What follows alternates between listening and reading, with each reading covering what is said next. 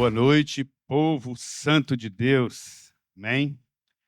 É uma alegria receber vocês aqui nessa noite. Nós estamos hoje encerrando a série Sexo, Dinheiro e Poder. Eu sinceramente espero que esse conteúdo esteja sendo bênção para a sua vida. Antes de começar a mensagem, eu gostaria de fazer alguns pequenos comentários. Nós estamos aí a 4 encontros do encerramento das atividades desse ano. E todos os anos nós temos um jantar. Aqui funcionam 3 times, e esses times eles disputam a frequência, a vida devocional, não é? E atividades na igreja, participar dos cultos, tudo vale ponto. E no final do ano apenas um vence. E o que vence ganha o jantar. E os outros ajudam a pagar, né? Tá certo? Então, será dia 10, né? O jantar de encerramento. São vagas limitadas, já tem valor, alguma coisa assim, Domingos? Entre 45 e 50 reais. A gente está vendo isso aí que tem que definir entre os valores. Mas você precisa se inscrever, a gente faz aqui nesse salão. É um encontro especial, onde a gente faz uma retrospectiva do ano todo. É bem legal. Também tem o torneio, né, de futebol, os homens gostam de jogar futebol. E também tem uma tradição nisso aí, né, os últimos campeões. Enfim, um outro ponto importante é sobre a próxima terça. Na próxima terça, nós vamos falar sobre uma coisa que a gente fala isso pelo menos uma vez por ano. Realmente, muitas pessoas estão na igreja, estão no convívio do povo de Deus, mas ainda não são filhos de Deus. Nós recebemos vários aqui que vieram de outros lugares, e eles não tinham entendido como é que, de fato, você reconhece, tem consciência, convicção de que você é nascido de novo e que você se tornou um filho de Deus. Então, semana que vem nós vamos falar sobre isso aí, características, nascido de novo, características e propósitos de vida dos filhos de Deus. E eu quero convidar você, porque nós vamos falar sobre coisas muito importantes, sobre como que nós nos movemos a partir do momento em que nós nos tornamos filhos de Deus. Eu vou contar para vocês algumas experiências interessantes sobre pessoas que viveram isso, inclusive a minha própria experiência. Eu tenho certeza que vai ser impactante na sua vida, não é? E também amanhã nós vamos estar iniciando a primeira turma do curso de teologia, de hermenêutica, né? Hermenêutica e exegese bíblica a nível de pós-graduação e capacitação. Capacitação é a pessoa que não tem a graduação, então ela não vai poder se pós-graduar, se ela não é graduada ainda. Mas ela pode participar também do curso conosco. E amanhã essa aula vai ser online, vai ser direta de Brasília, ao vivo. E nós vamos abrir para quem quiser assistir a primeira aula e, de repente, fazer uma experiência, quem sabe, seguir conosco. Você tem que me procurar no final, porque eu vou ter que mandar um link para essa pessoa assistir a aula gratuita. Mas para você seguir no curso aí, na quinta-feira você vai ter que se matricular, caso você decida seguir conosco. Vale muito a pena. As 2 primeiras disciplinas serão online, aí será outubro e novembro, final de outubro e final de novembro, e aí nós vamos ter dezembro, janeiro e fevereiro de férias, e volta em março, e aí até julho a gente conclui essa turma. A primeira turma de pós na área teológica. Eu estou muito animado com isso. Nós vamos estudar amanhã sobre o ambiente, né, do Antigo e do Novo Testamento, o contexto, né, como ele foi escrito. Vai amanhã até sábado pela manhã. Tá bom, gente? Então vamos agora, eu quero orar com você, antes de iniciar a ministração da palavra de Deus. Santo Deus, dou a Ti toda a honra e toda a glória nesse momento em que nós estamos chegando ao final dessa série, dessa tríade tão desafiadora, Senhor Deus, que é o homem se mover de um modo que agrade ao Senhor dentro dos Teus princípios na área do sexo, na área do dinheiro e hoje sobre o poder.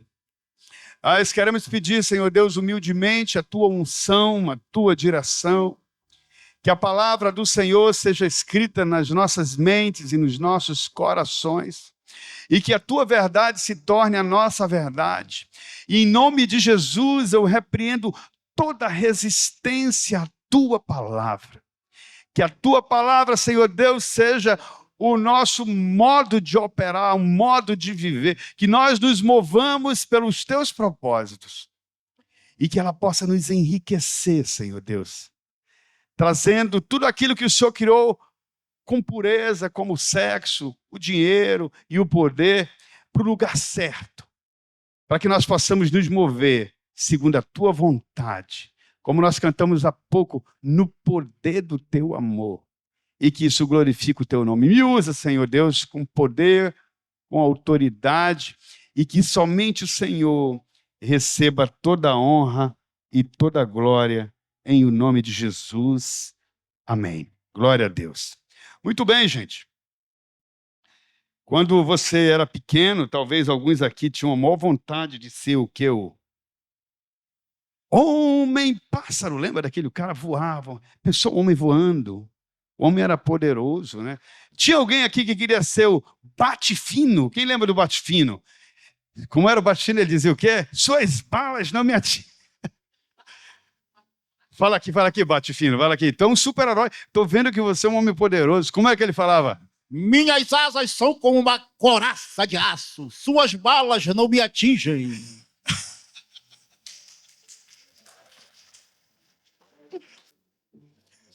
Sempre o ser humano desejou ter poder.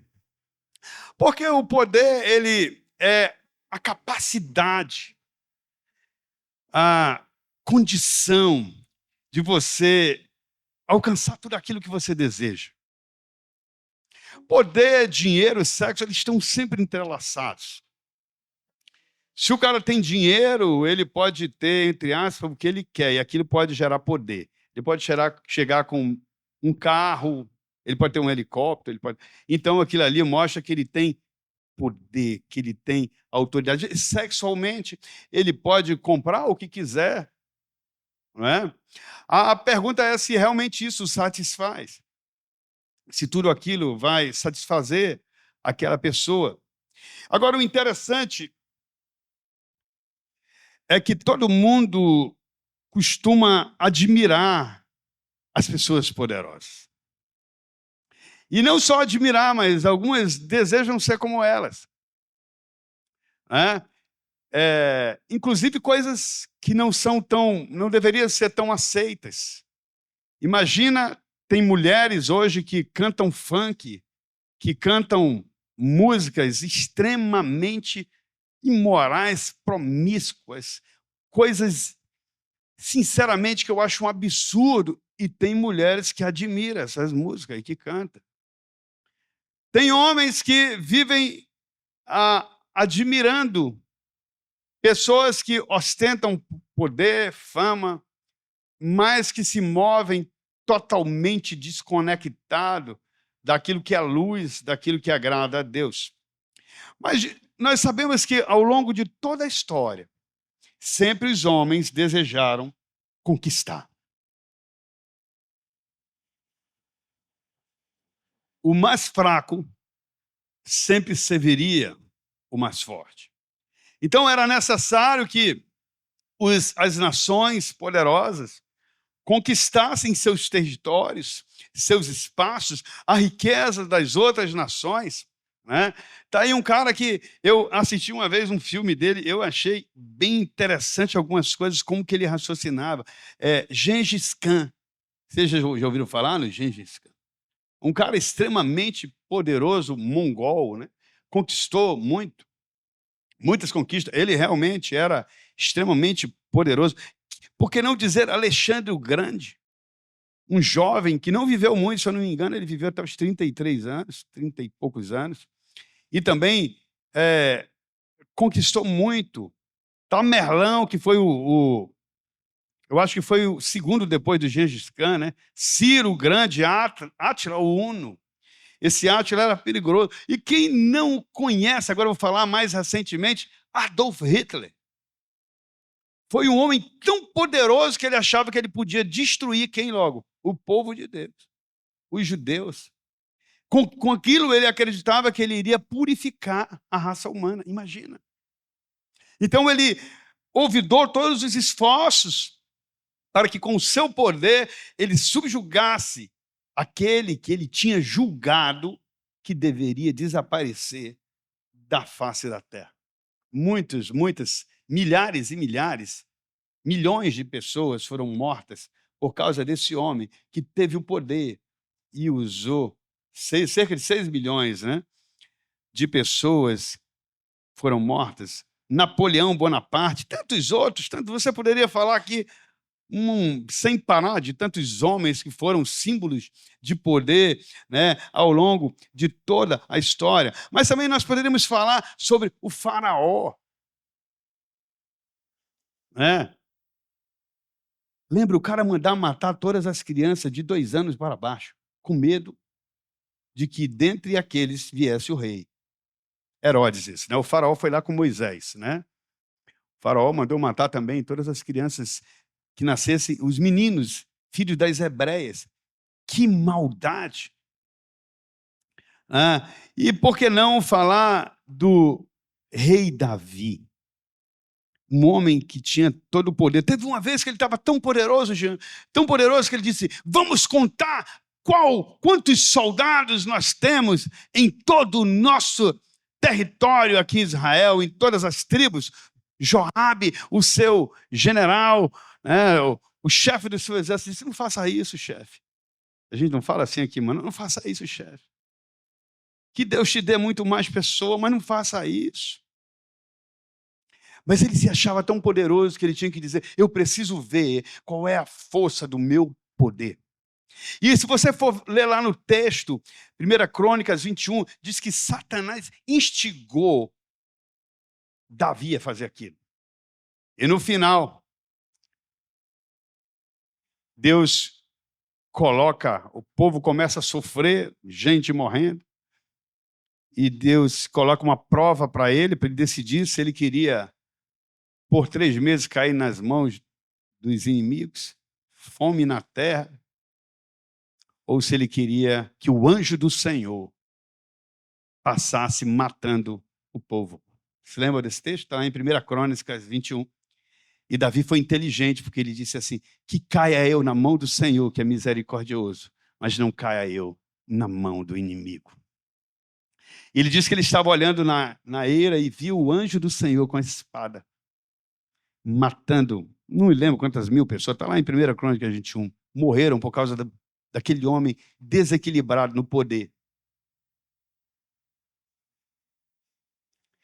E lembra do Nabucodonosor? Quem não lembra do Nabucodonosor?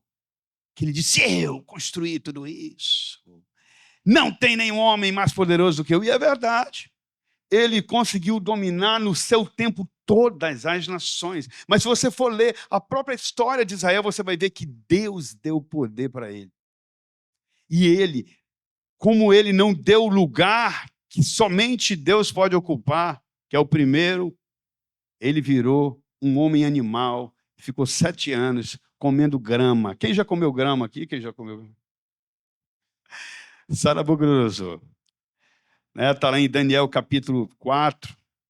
Então, meus amados, o poder, ele tanto é bom. Ele foi criado para ser bom. Sabe por que Adão e Eva caíram também enganados por Satanás, como Davi foi instigado? Porque eles queriam o quê? Poder. Eles queriam ser igual ao Criador. O mesmo desejo que Lúcifer teve no céu de usurpar o trono do Criador, Satanás contou a mesma história para o casal e eles desejaram aquilo. É muito desafiador, amados, se mover quando você tem a oportunidade de exercer poder. Eu noto na política, recentemente nós tivemos aqui uma eleição no Brasil todo, mas aqui teve 2º turno. E a gente percebe pelos comentários dos analistas, né, da política, como o cara que está no poder, o que estava, o outro que queria entrar, seja quem for o nome, em qualquer eleição é igual. O cara não quer perder, ele faz o que for preciso, porque ele não quer abrir mão do poder. Pessoas sentam ao redor dele e ele exige coisas. Ele toma decisões, muitas vezes, baseadas nos seus próprios interesses, não no interesse da população.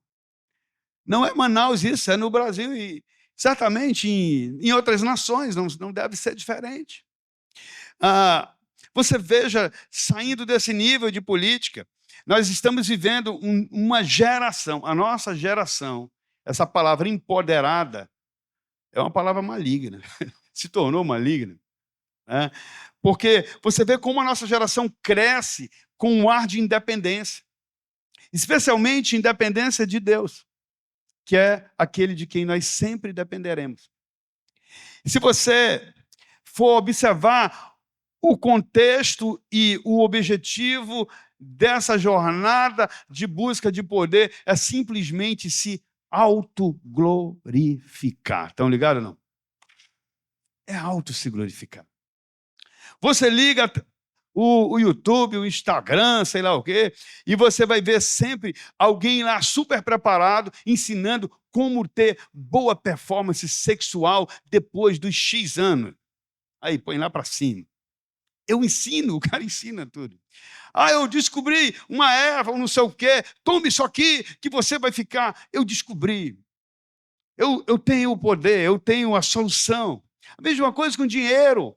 Você vai ficar rico, poderoso, poderosa. Você vai ficar rico com minhas técnicas. Você vê curso oferecendo, às vezes quer assistir uma coisa, está no meio de uma coisa que é edificante, não é verdade? Aí entra um vídeo oferecendo uma solução mirabolante para no final o cara dizer assim, eu tenho a solução, eu tenho o poder. Não compre isso, não compre aquilo, não compre curso disso. O meu curso é o melhor, você vai ganhar dinheiro comigo. Sempre. Não tem ninguém que diga aqui, eu vou lhe ensinar como ser uma boa pessoa, como doar as coisas, como não guardar coisas que você pode doar e ser útil, que possa ser útil para outras pessoas. Não tem esse tipo de curso. Isso não dá poder, isso não dá admiração. Né? Então, se você observar, todos esses vídeos vai ter sempre envolver enriquecimento, performance sexual, emagrecimento, me ajuda aí, o que mais? Um corpo sarado, aprender o idioma. Agora os caras estão dizendo, analfabeto, estão usando essa expressão, cursos de idiomas que estão sendo vendidos. E você vê que, em um certo aspecto, parece uma coisa boa, mas não deixa de ser uma expressão de que eu tenho o poder. Eu tenho o poder e mereço a glória dele. Eu gosto muito de um texto que eu quero ler com vocês, está lá em 1 Crônicas 29, Lael, versículo 10. Aquele Davi que eu falei ainda há pouco, que resolveu fazer o incenso, fazer o censo, contar o exército que ele tinha à sua disposição. Ele está no final da vida. E ele escreveu um outro texto que está lá em Salmo 19, versículo, acho que é 12, 13, 14, que ele pede para Deus, Senhor, guarda-me da soberba, que ela não se apodere de mim. Então eu estarei livre de grande transgressão. Pode ir ao próximo. Ele depois diz, livre o teu servo dos pecados intencionais, não permitas que me controlem, então serei inculpável e inocente de grande pecado. Né? A outra tradução diz, guarda-me da soberba. Né? E talvez foi fruto daquela experiência marcante de ver o anjo do Senhor matando o povo por causa da soberba dele. E aqui no final da vida dele, lá em 1 Crônicas 29, versículo 10 diz assim, então Davi louvou o Senhor na presença de toda a comunidade e disse, ó Senhor, Deus de nossos antepassados, Israel, louvado seja para sempre. Ó Senhor, a ti pertence o quê? A grandeza. Vamos ler junto. A ti pertence a grandeza. Vamos ler junto? O poder. Aonde? Troca aí, Léo. O Léo estava noutra vibe, jovem essa. Vamos voltar lá, ok? Ó Senhor, vamos juntos? A ti pertence a grandeza, o poder, a glória, a vitória e a majestade. tudo que há nos céus e na terra é teu, ó Senhor, e este é o teu reino. Tu estás acima de tudo. Riquezas e honra vêm de ti. Vamos ler juntos, gente boa. Quero ouvir a voz de vocês. Puxa aí, gente boa.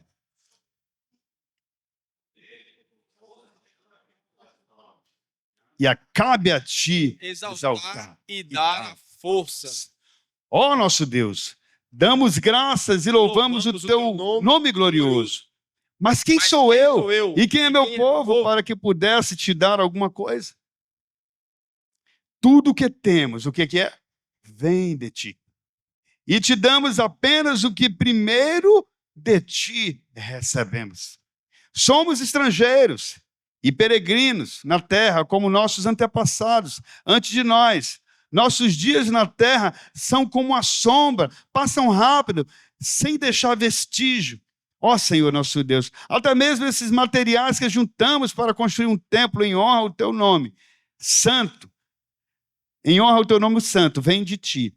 Tudo pertence a ti. Eu sei, meu Deus, que examinas nosso coração e te regozijas quando nele encontras integridade. Tu sabes que fiz tudo isso com boas intenções e vi teu povo entregar ofertas voluntariamente e com alegria. Esse é um Davi totalmente controlado pela força maligna do poder. Ele consegue concluir, depois de ter vivido tantos anos, que ele viveu ele morreu, né, em profunda velhice, e ele pôde glorificar o Deus dele. No versículo 26, olha o que diz aqui. Deixa eu achar aqui nessa Bíblia. 26. Davi, filho de Jessé, reinou sobre todo Israel, e reinou em Israel por 40 anos, 7 anos em Hebrom e 33 em Jerusalém. Morreu em boa velhice, depois de desfrutar uma vida longa, cheia de riqueza, e honra. Seu filho Salomão foi seu sucessor. O que eu quero dizer com isso é que quando você, de fato e de verdade, entrega o controle ao Senhor, você vai receber isso que ele disse: riquezas e honra vêm de ti. Tu dominas sobre tudo. Nas tuas mãos está a força e o poder, e de ti vem o engrandecer. Então, nós entendemos que se nós nos movemos baseados nessa oração de Davi, o poder não vai te encantar. O poder vai ser usado para a glória do Senhor. Imagine você lá no seu emprego, se você é um chefe, as pessoas poderem perceber que há um Deus na tua vida e que você se move de um modo diferente. Essa questão de engrandecer, como nós falamos aqui, o Domingos queria ser o bate-fino. Não, né? Bate-fino era um morcego, né? Vocês lembram do desenho animado, né? Mas, na verdade, todo mundo deseja, de algum modo, o engrandecimento. É impressionante isso. E tem um texto lá de Josué, capítulo 3, versículo 7, que quando Josué recebe o convite de Deus para dar continuidade na obra de Moisés, levar o povo, de fato, tomar posse da terra prometida, num certo dia, depois que eles atravessam o Jordão, Josué 3, versículo 7, Deus diz o seguinte para ele. 3, versículo 7. Deus diz o seguinte: hoje vou começar, eu gosto dessa palavra aqui, enaltecer-te. Não é muito usual hoje, é o mesmo que engrandecer ou te honrar. Hoje eu vou, como é que diz aí nessa linguagem? A fazer de você um grande líder aos olhos de todo o povo de Israel. Então aqui ele diz: eu vou engrandecer. Eu quero usar a palavra engrandecer porque é o que o povo busca. Mas quando você espera o engrandecimento de Deus, é totalmente diferente. É uma coisa natural você se sentir engrandecido e continuar consciente de que aquela grandeza não é tua. Ela é concedida a você para que Deus seja glorificado na sua vida. Veja, é muito difícil isso. Se você olhar em toda essa parte da história de Israel, você vai concluir ali claramente, poucos homens tiveram essa convicção. Dentre eles, Josué e Caleb. Os demais não tiveram. Foi Abraão Lincoln que disse que você quer conhecer um homem e dê poder a ele. Eu já vi tantos que, sinceramente, na primeira oportunidade que eles tiveram poder, você chega no lugar e nem te conhece. Vocês já viveram essa experiência? A pessoa ficou tão cheia, né, que se engrandeceu tanto, que não conhece. E aí ele diz assim, aviste todo Israel para que saiba que eu estarei contigo, assim como estive com Moisés. Então, Deus, ele tem o poder para te engrandecer. Você não precisa ficar correndo atrás de grandeza. Eu aprendi isso muito cedo, eu passei alguns anos ensinando liderança. E uma coisa que eu aprendi com Deus foi que a função e a posição não é você que escolhe. Estão ligados? Você pode até querer, mas função e posição é Ele que te dá. Isso está muito claro na sua palavra. Ele vai usar você, seja que dons Ele tenha te dado, para o louvor da glória dele, e com esses dons você vai ter sucesso, independente do outro que tenha dons diferentes de você, e que pareça que ele tem mais sucesso que você. Mas não é verdade. Aos olhos de Deus, não, ele te criou para aquilo. Olha, se vocês forem ver, homens como Abraão, Isaac, José, Daniel, todos eles foram engrandecidos pelo Senhor por conta da obediência. Vocês concordam comigo? Olha, Abraão era um estrangeiro, ele estava numa terra de fato estranha, e ele cresceu muito ali. Chegou um momento em que os filisteus, o rei dos filisteus, disseram, é claro que Deus é contigo, todo mundo vê, nós queremos fazer um acordo com você, para você não fazer mal a nós. Estão ligados, não? Daniel, os caras se levantavam contra ele lá, ele num país extremamente, a maior nação do planeta naquele tempo, e ele firme nos propósitos do Senhor, viveu várias dinastias, sempre no primeiro escalão da liderança, sempre no primeiro escalão do governo. Porque ele puxava saco? Né? Será na linguagem nossa aqui? É porque puxa saco. Porque ele era fiel ao Senhor. E o Senhor dá poder àqueles que lhe são fiéis. José, do mesmo jeito, lá no Egito. Ele estava no primeiro escalão. O próprio Isaac seguiu os caminhos de Abraão também. Os homens queriam fazer acordo com ele, porque ele crescia tanto, mesmo numa nação estrangeira. Eu quero que os meus amados e as minhas amadas que aqui estão, fiquem atentos, porque eu vou chegar agora no ponto, já aqui, que eu quero que você pense sobre a sua conduta.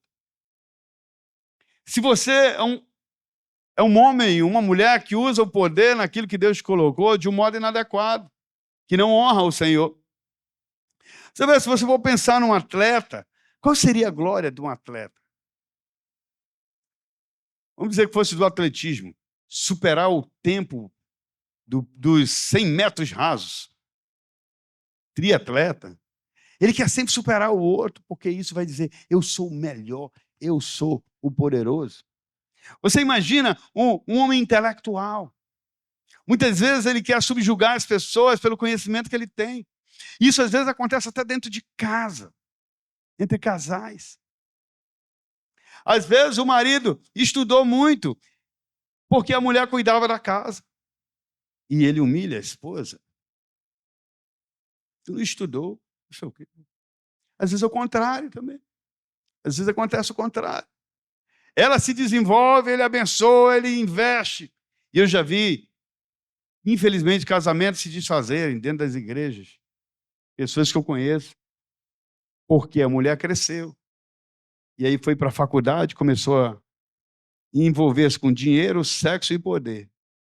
E desmontou a vida. Porque não consegue controlar, não consegue ter Deus no centro. Você imagina um ator, uma atriz, ele quer aplausos. Ele jamais vai querer subir no palco para receber vaia. não é? Ele está ali construindo algo que ele possa receber um reconhecimento. Está aí, reconhecimento, essa palavra. Todo mundo quer reconhecimento. Você imagina um político, como eu já falei antes, qual a grande glória de um político? Se perpetuar no poder. Nós tivemos aqui um grande político aqui em Manaus, foi o Amazonino Mendes. Não é? Foi um grande político. Mas quando ele estava já nos últimos suspiros, ele se candidatou de novo. E todo mundo dizia, olha, se ele tivesse com um pouquinho mais de saúde, ele tinha ganho, viu? Quem ganhou, acho que foi o atual prefeito dele, mas não foi muita diferença. E então, você vê como o poder atrai, como o poder domina e como o poder vicia. Qual é a glória de um professor? Ensinar, ser admirado. Lá vem o professor de matemática, lá vem o professor Regilson, né? Aquele homem é muito inteligente, você viu como ele explicou aquela aula? Aí, brincar com o Regilson. O Regilson se sente, né? E sabe, ele recebeu todo esse conhecimento para ele abençoar mesmo. Para ele crescer, para ele fazer outras pessoas crescer. E a minha pergunta é, e você? Você já percebeu qual é a fonte ou a busca da tua autoglorificação? O que é que te autoglorifica? Esses dias eu tive uma experiência dessa. Eu estava num certo lugar conversando com umas pessoas e eu percebi, depois, na hora eu não percebi, parecia ser uma coisa normal, mas que eu estava me ensoberbecendo. E eu comecei a falar de coisas que eu tinha feito. Eu comecei a dizer de caminhos dentro daquele assunto. Cara, eu fui por aqui e tal. E a minha esposa, ela é muito sensitiva para essas coisas. Depois ela chegou comigo e disse, você prestou atenção como você estava falando? Aí na hora o Senhor disse, eu deixei porque você estava se ensoberbecendo ali. Você não falou uma vez de mim. Lembra? Riquezas e glórias vêm de ti. Tu dominas sobre tudo. Na tua mão a força e poder. Em ti está o engrandecer. E a tudo estuda a força. Até as ofertas, Davi diz, que nós estamos trazendo veio de ti. E eu estava ali me ensoberbecendo. Gente, eu passei uma tarde pedindo perdão do Senhor. Em vários momentos. Meu Pai, me perdoe. Eu não te glorifiquei as pessoas, eu estava me glorificando. Às vezes você está aí se glorificando e nem percebe. Quando é que você se glorifica assim? É quando você tira Deus. Quando você acha que a força é sua, que a capacidade é sua, que você é o cara, que você é a cara. E basta um sopro de Deus e tu já era. Eu também. Mas existe a boa glória. Existe a boa autoglorificação, mas poucos querem. Você nota que, às vezes, quando o cara... Eu conheço uma pessoa que ela ama ser glorificada, é crente. Não é da nossa igreja, não, é de outro lugar. E ajuda pessoas carentes, mas sempre tem que tirar uma fotinha, sempre tem que sair nas redes sociais, sempre de uma maneira não de divulgar, mas sim de aparecer. Você percebe, porque, veja, o que Deus fala sobre oferta? Não deixe que tua mão direita saiba, veja o que tua mão esquerda deu. Porque o que vê em secreto, ele que vai te recompensar. E quando nós fazemos dessa maneira, meus amados, nós recebemos a glória, que era para ser do Senhor, estão ligados ou não? Vocês estão entendendo isso? Isso é super importante. Isso é um alto nível de maturidade cristã. Isso é um alto nível de espiritualidade, como o Davi nos ensinou aqui. Quando nós não procuramos a nossa própria glória. Procure ver de alguém que realmente arriscou a sua vida para ajudar. E pouco, se ela não for famosa, se ela não for empresário, se ela for uma pessoa comum, ninguém fala dela. Mas se for a mídia do poder, começa a enaltecer aquela pessoa. Poucas vezes você vê uma pessoa que encontrou uma bolsa de dinheiro e tal, e devolveu e tal, uma mídia muito forte em cima disso. Mas você vai ver, o ator, a atriz, o político doou não sei quantos para tal lugar. As pessoas enaltecem. Elas gostam disso. Você imagina quando alguém doa um órgão do seu corpo para um desconhecido. Você já viu isso? Uma boa glória. Eu já vi. Eu dou o rim. Eu vou doar aquilo. Não estou falando da família, estou falando de pessoas que estão vivas, não estão doentes e que resolvem dar para salvar a vida de outro. Então, meus amados, quando nós olhamos essa questão, por exemplo, dos governos, você sabe que todo governo foi constituído por Deus para glorificar. Mas quando os governantes chegam lá, eles mudam tudo. E a Bíblia ainda diz que nós devemos obedecer aos governos. Sabia que quando você obedece ao governo, se ele não estiver fazendo nada contrário à lei de Deus, ok? Você glorifica a Deus. Porque Paulo explica isso lá em Romanos. Foi Deus que permitiu. Agora, se ele chegou lá e fez coisa errada, isso aí é uma outra história. Mas nós devemos fazer, inclusive orar por ele, para que tenhamos paz. Isso glorifica a Deus. E eu noto que quando um homem de Deus, uma mulher de Deus, segue dentro dos princípios de Deus, mesmo com um governo que a gente acha que não deveria estar lá, Deus, é como se Deus te isolasse daquilo. E os malefícios não te alcançam, porque a bênção de Deus está sobre você. Então, eu queria falar com vocês agora sobre essa questão de, por exemplo, na família, o poder na família, as figuras de autoridade. O pai, a mãe. Esses são os principais pessoas que nós fomos quando éramos crianças, que nós identificamos como figuras de poder, figuras de autoridade. Ali nós aprendemos muita coisa quando crianças. O que era obedecer, o que era desobedecer, o que era ter limites. No entanto, muitos desses pais exercem um poder exagerado sobre os filhos e destroem filhos. Eu mesmo vivi um pouco disso. Até hoje, quando eu me lembro de algumas coisas que eu fiz de errado, eu peço perdão ao meu filho, tem 23 anos hoje, é o Gabriel. Esse dia mesmo eu liguei para ele e pedi perdão de uma coisa que eu me lembrei. Porque eu entendi que não era daquele jeito. Eu errei, mas eu ainda posso consertar. E eu ligo para ele, meu filho, eu lembrei de uma coisa, que você era pequeno. E eu não fiz, eu não fui, eu não exerci uma autoridade correta, o meu poder como pai, da maneira correta sobre você. E ele sempre fala uma coisa assim, pai, eu nem me lembro disso. Eu disse, pois é, mas está aí dentro. Toda ofensa fica. E eu preciso quebrar isso. E eu preciso reconhecer e pedir perdão. Eu não tenho vergonha, não, nem zero vergonha. Se aquele que nunca peca me perdoa, por que eu não vou reconhecer o meu erro e oferecer e pedir perdão àquele que eu ofendi? Mas muitos pais hoje não entendem como ele deve se mover dentro da sua linha de poder e autoridade dentro das suas famílias. Muitas crianças foram espancadas, abusadas pelos seus pais, porque eles não sabiam exercer o verdadeiro poder.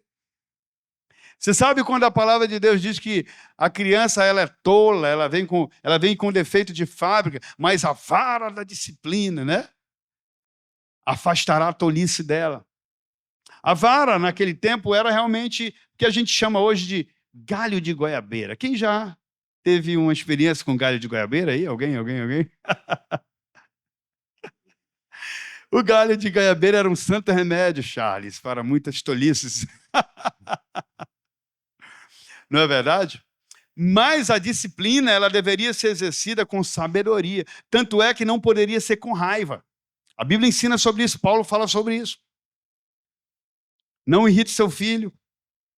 Seja justo com ele. Você é o super-herói dele, mas você precisa entender que você falha. E quando você falhar, você vai ensinar muito mais a ele, admitindo sua falha. Isso vai te mostrar muito mais poder.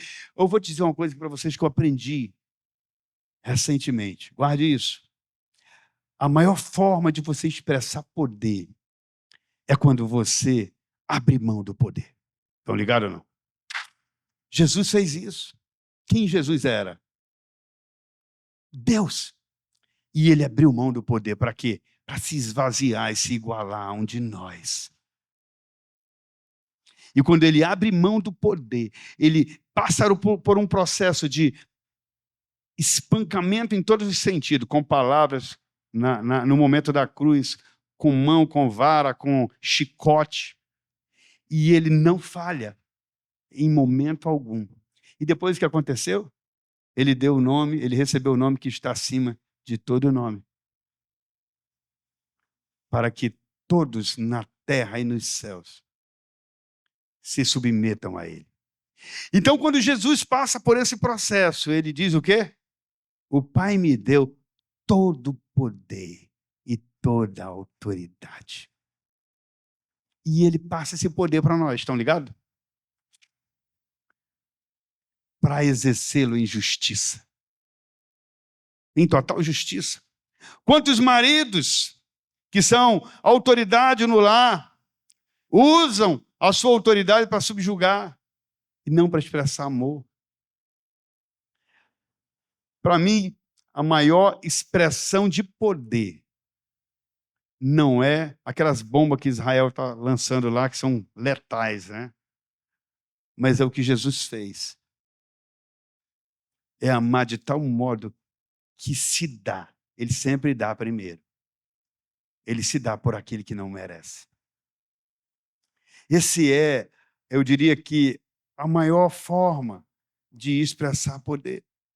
Quando nós vemos, por exemplo, essa questão que nós vivemos hoje, essa questão da sensualidade. Irmãs, tem algumas irmãs aqui, graças a Deus, elas estão bem vestidas, mas é muito comum você estar no shopping por aí, pelas ruas, você vê as mulheres com metade dos seios aparecendo. Não é que você esteja procurando, não, está na tua frente. Aquilo ali é uma forma de ostentar poder, de seduzir. Uma das principais armas de Satanás de expressão de poder é a sedução. Estão ligados? Sedução. Porque quando o homem é fisgado pelos olhos, se ele não correr como fez José, ele cai. E por que não usar essa sensualidade para o seu marido? Algumas pessoas acham que quando você lê lá aquele texto, que Sara era tão linda aos 70, 90 anos, que os reis se apaixonavam por ela. Aí alguns imaginam que ela talvez estivesse usando, ela fosse bela assim, as curvas, tal e tal. Sabe o que era uma mulher linda naquela época? Era como ela se vestia. Uma mulher sensual, Tiago, naquele tempo, quando ela era elegante, ela não se mostrava, ela se guardava. E chegava aquela mulher muito bem vestida, firme, segura de si, aquilo ali, dizia, olha que mulher linda. E hoje, como é? Vocês sabem, né? Isso é uma forma de ostentar poder. Os homens não é diferente. Agora existe aí os homens de 50, 60, 70, né, que são os bombadinhos. Eu não vejo nenhum problema nisso, da pessoa se cuidar. Mas o propósito é ostentar. A própria Bíblia ensina que nós devemos cuidar do nosso corpo, porque ele é o templo do Espírito Santo. Vejam, queridos, eu estou fazendo toda essa ampla explanação para mostrar para os amados o quanto é arriscado O quanto é sutil o poder. Veja, dentro das igrejas, os superpastores, os superapóstolos. O que Jesus ensinou sobre isso, gente boa? Que o maior é o que mais serve. O maior não é o que é mais bajulado. Ano que vem eu vou fazer uma série aqui sobre essa questão aí da abuso espiritual. Estou pensando sobre isso. Porque o pastor ou o apóstolo, seja lá o que for, o missionário, ele tem que seguir o exemplo de Jesus. Eu vim não para ser servido, eu vim para servir e dar vida. E dar vida por vocês. Então, meus amados, o poder ele vai ser controlado, no meu entendimento humilde aqui,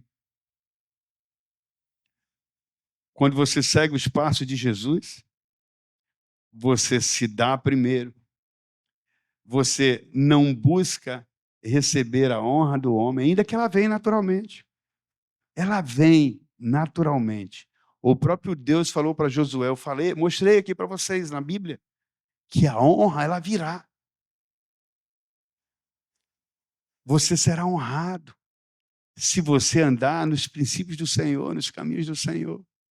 Sabe, esse negócio do poder era tão grande que havia até no grupo dos discípulos, vocês sabem, disputas. No momento em que Jesus estava ali no caminho para Jerusalém, capítulo 8, 9 e 10 de Marcos, você vê 3 discussões grandes entre eles. 3 discussões grandes. Eu vou ler rapidinho aqui, só para vocês guardarem isso e ficarem muito atentos. O primeiro foi lá em Marcos, capítulo 8, versículo 31, que Jesus diz que ele vai ser... Eu vou ler aqui. Então, Jesus começou a lhes ensinar o que era necessário que o Filho do Homem sofresse muitas coisas e fosse rejeitado pelos líderes do povo, pelos principais sacerdotes e pelos mestres da lei, seria morto, mas 3 dias depois ressuscitaria. Enquanto ele falava, versículo 32, abertamente sobre isso com os discípulos, Pedro chamou de lado e o repreendeu por dizer tais coisas. Pedro disse assim, Jesus, para com isso, cara. Você vai ser rei. Você está dizendo que vai morrer? Que vão te humilhar? Você vai ser o maior líder. Você vai ser o cara entre nós. Foi para isso que você veio. Você está pronto. E sabe o que Jesus diz para Pedro naquele momento? Vocês sabem, né? Jesus virou, olhou para seus discípulos e repreendeu Pedro. Pedro chamou ele no canto e Jesus repreendeu na frente de todo mundo. Afaste-se de mim, Satanás, disse ele. Você considera as coisas apenas do ponto de vista do mundo ou humana e não da perspectiva de Deus. Depois ele chama a multidão e diz o quê? Chamou a multidão e disse, se alguém quer ser meu seguidor, faça o quê? Primeiro, negue-se a si mesmo. O que Jesus estava dizendo? Mate a sua vontade e pratique a minha. Esse é um grande segredo. A vontade de Pedro era que Jesus se tornasse um grande rei. Mas se ele se tornasse um grande rei, Pedro não seria filho de Deus. Nenhum de nós seríamos filhos de Deus, nenhum de nós seríamos salvos. O que Jesus estava dizendo, eu vou me doar. Eu estou me negando a mim mesmo para fazer a vontade do meu Pai. Depois do capítulo 9, lá no final de novo, versículo 31 e 32, tem outra discussão entre eles. Diz assim, vou ler do final, deixaram aquela região, viajaram pela Galiléia, Jesus não queria que ninguém soubesse que ele estava lá, pois queria ensinar os seus discípulos. Ele lhes dizia, o Filho do Homem será traído e entregue em mãos humanas, será morto, mas 3 dias depois ressuscitará. Eles, porém, não entendiam essas coisas e tinham medo de lhe perguntar. Quando Jesus falou isso, logo que Jesus falou isso, olha o que acontece. Depois que chegaram em Cafarnaum e se acomodaram numa casa, Jesus perguntou aos seus discípulos: sobre o que vocês discutiam no caminho? Eles não responderam, pois tinham discutido sobre qual deles era o maior. Vocês acham que isso acabou? Ou na igreja ainda tem isso? Aí Jesus se sentou, chamou os 12, e ensinou para eles o seguinte: ó, quem quiser ser o primeiro, se torne o último e servo de todos. Ele começou a ensinar, não é esse o caminho do meu reino. Ele diz mais, e colocou uma criança no meio deles, tomou-a nos braços e disse: quem recebe uma criança pequena como esta, em meu nome, recebe a mim, e quem me recebe, não recebe apenas a mim, mas também ao Pai que me enviou. Jesus estava dizendo assim: vocês estão querendo glória, cuida de uma criança. A criança não vai te dar fama, a criança não vai te dar recompensa, mas sabe o que você vai receber? A mim. E quando você recebe a mim, você também vai receber o Pai que me enviou. E o terceiro momento, no capítulo 10, versículo 32 também. Veja o que acontece lá.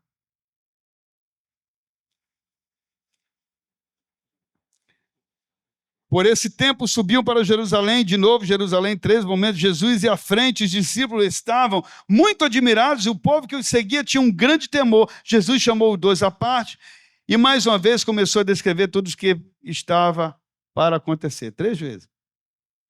Ouçam, disse ele, estamos subindo para Jerusalém, onde o Filho do Homem será traído e entregue aos principais sacerdotes e aos mestres da lei. Eles o condenarão à morte e o entregarão aos gentios, zombarão dele, cuspirão nele e o açoitarão e o matarão, mas depois de 3 dias ele ressuscitará.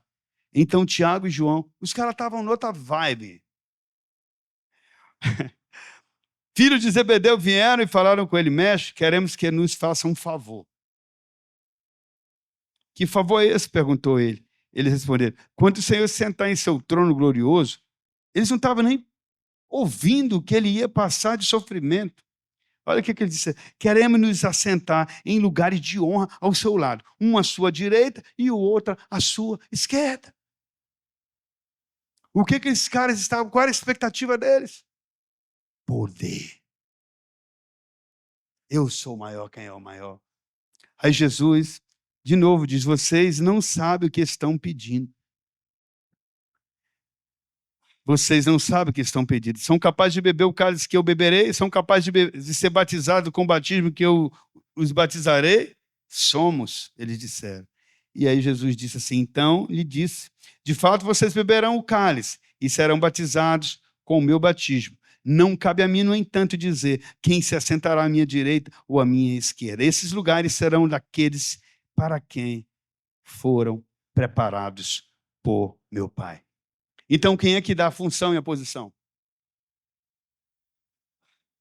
Isso é importante você entender sobre poder. Está muito claro aqui como que é esse movimento de Deus. Mais uma vez, Jesus ensina pacientemente.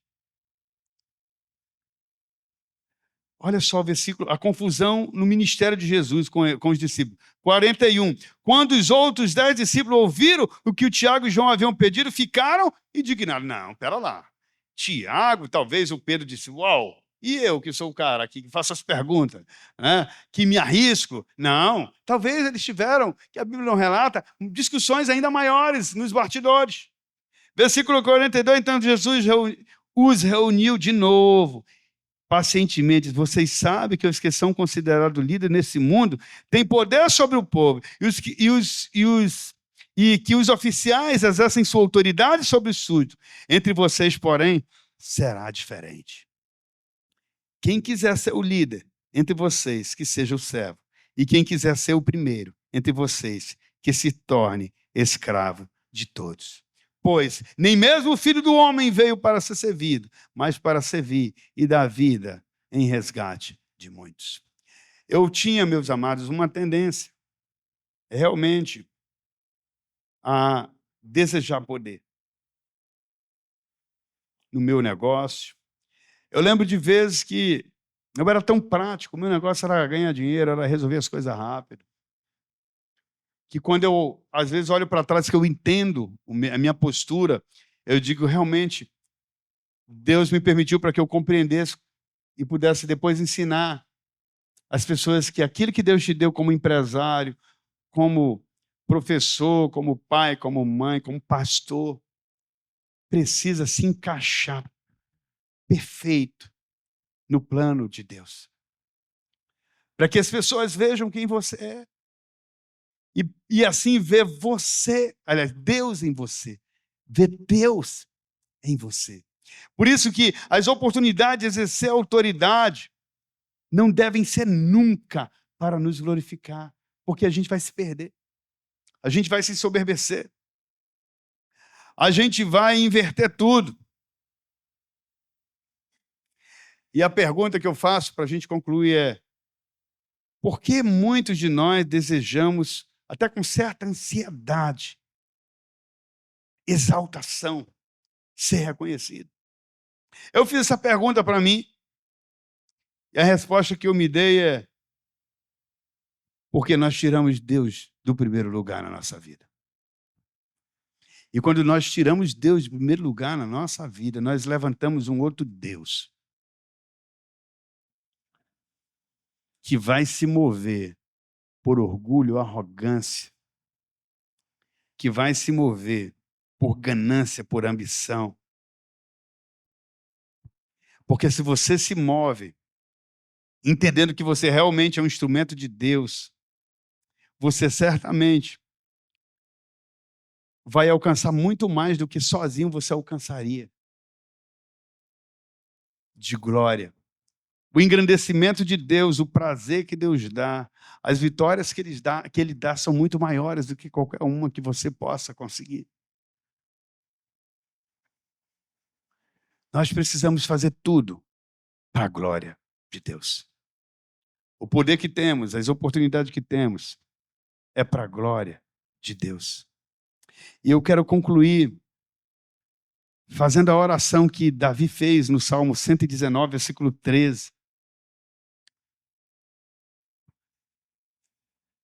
Que ele diz assim, também, eu vou ler aqui na minha linguagem, também da soberba, guarda o teu servo, para que ela não se assenhorie de mim. Então eu serei sincero e ficarei limpo de grande transgressão. Sejam agradáveis as palavras da minha boca e a meditação do meu coração perante a tua face, Senhor, rocha minha e redentor meu. Eu vou te dar uma dica. Lembre-se que Deus, ele vê tudo que você faz. Oculto, pode ser oculto aos olhos do seu patrão, do seu pastor, da sua esposa, do seu marido, mas Deus está vendo.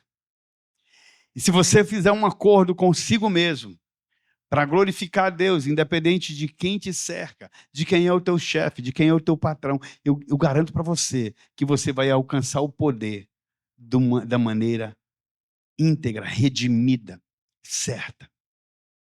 E que não vai te custar certas coisas que você vai fazer. Porque você vai estar dizendo assim, o meu pai está sabendo, o meu pai está aprovando, o meu pai me dá o aval para eu agir desse jeito. E as pessoas saberão que você serve a um Deus vivo e não que você é o seu próprio Deus. Amém? Então, meu amado, se mova assim na sua casa. E se você em algum momento aqui nessa ministração lembrou de algo que você precisa consertar, não tenha vergonha. Não importa quantos anos façam, quantos dias passaram, chegue lá e diga, eu quero pedir perdão, meu filho, minha filha, minha esposa. Isso vai virar um comportamento extremamente saudável na tua vida, no teu trabalho. Isso vai glorificar o Senhor. Amém? Vamos ficar de pé, eu quero orar com você agora. Ficar de pé para fazer de conta que já vai acabar, como disse o pastor Luciano.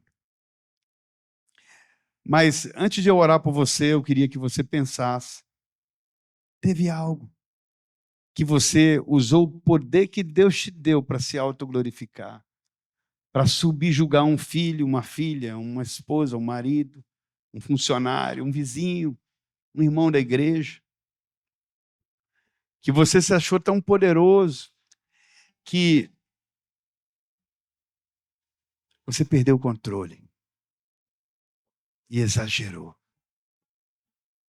Imagina se Deus, sendo Deus todo-poderoso, se Ele perdesse o controle e te julgasse na hora, ou a mim, na hora que você falhou. Talvez não tivesse mais ninguém por aqui, né, Domingos? Mas se você falhou no exercício do poder, tem como consertar, gente. E eu te incentivo a fazer isso. Para que você se mova no poder do amor de Deus. Às vezes a gente maltrata mais quem nós mais deveríamos cuidar. Os filhos, os pais, o cônjuge.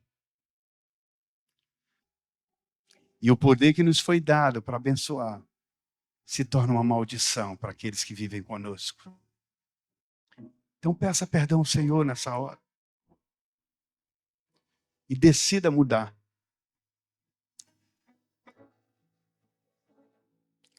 Decida se mover como Jesus se movia, servindo, dando antes e não esperando receber.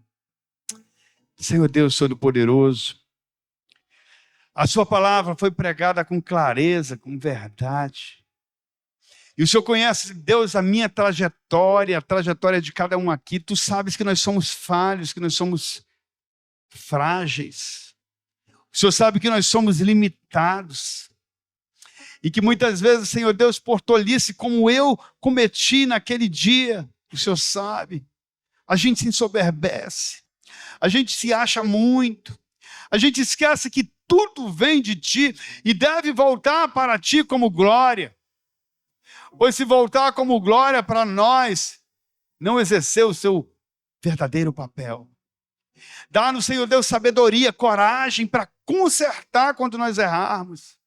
E sempre lembrar que Tu deve ser glorificado acima de tudo. Afinal, Senhor Deus, o poder da vida e da morte está nas Tuas mãos. Assim como toda autoridade, todo poder, toda riqueza, toda honra vem de Ti. Engrandece-nos, Senhor, à Tua maneira. E nos ajude a caminhar contentes pela Tua vereda. Assim eu oro e abençoo meus irmãos, no santo nome de Jesus. E a igreja diz amém, amém. Você pode aplaudir o Senhor, por favor.